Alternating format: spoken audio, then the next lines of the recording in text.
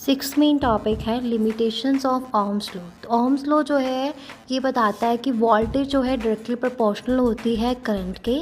जब रेजिस्टेंस जो है कांस्टेंट होती है तो इसकी कुछ लिमिटेशंस भी है, मतलब V is equal to I into R, कि हमारा ओह्म्स लॉ बताता है। तो इसकी कुछ लिमिटेशंस भी है कि ये जो है does not apply universally to all materials और सर्किट कंडीशन। स्पेसिफिकली ये क्या करता है, ये it does not hold true for a unilateral electrical elements जैसे कि डायोड्स है, ट्रांजिस्टर्स है, नॉन लीनियर एलिमेंट्स, कैपेसिटर्स है, इंडक्टर्स है, नॉन मेटालिक कंडक्टर्स है जैसे कि सेमीकंडक्टर्स, उनके लिए ये जो है does not hold true for.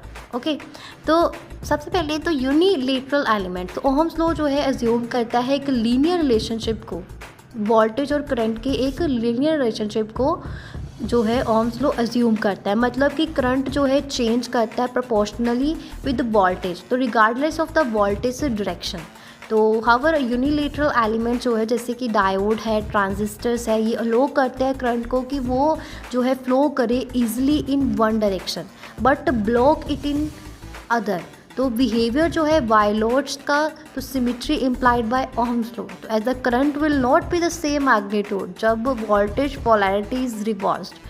तो नॉन लीनियर एलिमेंट्स में क्या आता है कि इन सर्किट जो है कंपोनेंट्स जैसे कि कैपेसिटर्स है, इंडक्टर्स है, तो उनका रिलेशनशिप जो है वोल्टेज और करंट के साथ वो जो है सेम नहीं रहता है टाइम के साथ। तो करंट जो है वो डायरेक्टली प्रोपोर्शनल नहीं है वोल्टेज के, और रेजिस्टेंस वैल्यू जो है वो चेंज करती है बेस्ड ऑन द वोल्टेज और करंट। तो नॉन लीनियर बिहेवियर जो है मेक्स ओह्म्स लॉ इनएप्लीकेबल।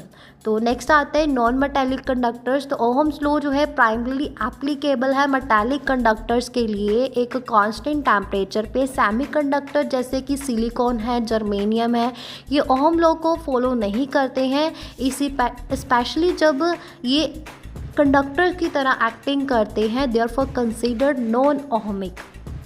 नेक्स्ट आता है कि ओह्म्स लॉ जो है वो सिर्फ जो है जब तभी वैलिड है जब फिजिकल कंडीशन जैसे कि टेम्परेचर और प्रेशर जो है वो कांस्टेंट रहती है।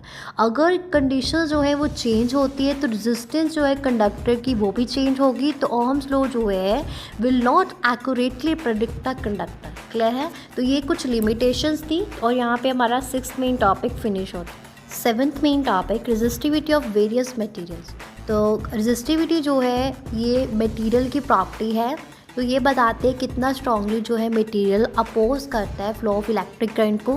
रेजिस्टिविटी जो है वेरी करती है widely across the materials, broadly classified into conductors, semiconductors, insulators.